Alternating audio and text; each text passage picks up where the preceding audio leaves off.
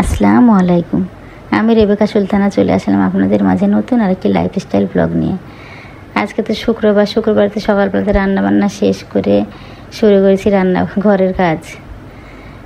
এই যে দেখেন, আগের দিন তো ধনিয়া আর শুকনা মরিচ ভাঙিয়ে নিয়ে এসেছে মিল থেকে, সেগুলো তো রেখে দিয়েছে, দেখিয়েছিলাম আপনাদেরকে। আজকে সব তুলে নিচ্ছি। দেখেন কি অবস্থা হয়েছে ধনিয়ার। আগে মরিচ ভাঙিয়েছে, তারপরে ধনিয়া ভাঙিয়েছে। কালার কি হয়েছে দেখেন ধনিয়ার, কত সুন্দর করে ফুটিয়ে বেছে ধুয়ে ভেজে তারপর দিয়েছি ভাঙ্গাতে। কি অবস্থা করেছে জানি না, খেতে কেমন হবে। কী আর করার, তুলে নিচ্ছি। আগে মরিচ ভাঙিয়েছে, তারপরে ধনিয়া ভাঙিয়েছে, কালারটা কেমন হয়ে গেছে।